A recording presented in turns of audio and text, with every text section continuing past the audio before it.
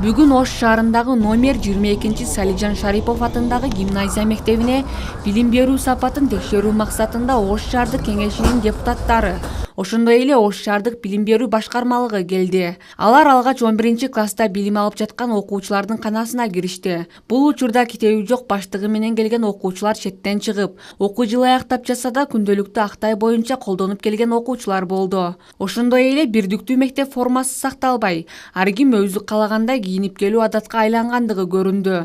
Буга мектеп мугалимдери бой жеткен балдарды башкаруу кыйын деген жооп айтышты. Өздөрүнөн сурасаңыздар, формага басып жасайсыңыз. Жок, сурасаңыздар да болот, мен постоянно айтамын да. Ак көйнөк силерге кийим только карашым. Бул жердеги негизги эле көрүнүш бул мектеп билим берүү анан ата-эненин ортосундагы мындай жакын мамиленин мындай бирдиктүү иштин жүрбөгөндүгү. Мындан 2 жыл мурда дагы Ош шаардык кеңеши ушул мектептерге чыкканыбызда мындан дагы кейиштүү акыбал эле, бирок бүгүнкү көрүнүш андан дагы начар экендигин, ушул билим берүүнүн сапатынын төмөндүгүн, билим берүү башкармалыгы менен мектептердин ортосунда тыгыз байланыштын жоктугун көрсөтүп турат. Нургүл Арунова жогорку класстарда кыргыз тил адабиятынан сабак берет. Айтымында жогорку класстагы окуучуларды ата-энелери үй жумуштарына жумшап, сабактан эрте чакырат. Балдар жакшы окуусу үчүн алардын билим алуусун ар бир ата-эне тыкыр көзөмөлдөп, шарт түзүп бериши керек дейт ал. Ата-энелерге дагы айтып кетет элемчи, сабактан кийин карагыла балаңарды, биротоло мектепке жүктөп койбогула.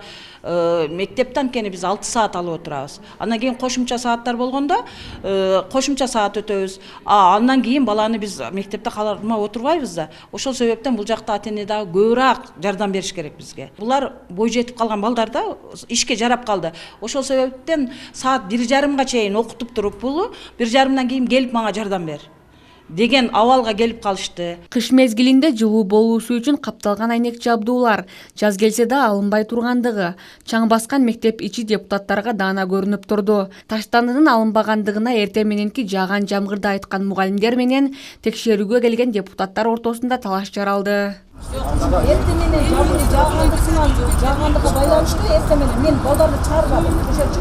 Анан кийин биз азыр кичинекей Сиз балдарды сабак учурунда каяка чыгарабыз? жок, эртең менен сабак учурунда. Эртең менен окуу учурунда субботник кыласыз. Жок. Эртең менен бизде жамгыр саат жабып калды, каяка чыгарбайбыз. Жок, ошону айттым. Саат 8:15 бизде сабак башталат. Ушул биз келген учурда мектеп азыр сабак учурунда окуучуларга эшиктерин тазалатып, ошол мусурларын тедирип жүрөт. Бул көрүнүш ушул мектептин ушул шалакылыгы, кайдыгерлиги, ушул мектеп жетекчисинин ушул өзүнүн берилген милдетин так аткарбагандыгы. Белгилей кетсек, номер 22 Салижан Шарипов атындагы гимназия мектебинде учурда 1350 окуучу билим алып, 54 мугалим эмгектенип келет. Кеп даярданганда эмес, кеп ата-эне мектеп баланын ортосунда байланыштын жок. Андан соң Ош шаардык кеңешинин депутаттары номер 22 Үмүт Наристе балдар бакчасына барды. Аталган бала бакчада оңдоп түзөө иштери жүрүп жатат. Учурда бакчада 252 бала тарбияланып келет. Жаңы ажыратып алганыбызга 1 жыл болду. 1 жыл ажыраткандан кийин эле мен бул жерде капитальный ремонтту баштадым. Анан 1,5 миллиондук смета менен 4 айда сметный проект бүттү. Чоң bir зал кылдык. Узундугу 14 метр, эни 6 метрлик. Ошо залды ремонттап, жакшылап алып, bir группаны ошого көчүрөбүз. Анан bir группа ремонттойбуз. Уну кайра өзүгө алып келип, экинчи группаны көчүрөбүз. Эми ремонт болгон жерде кичине плюс-минус болот экен. Илажы барынча биз санитарный состояние сактап атабыз.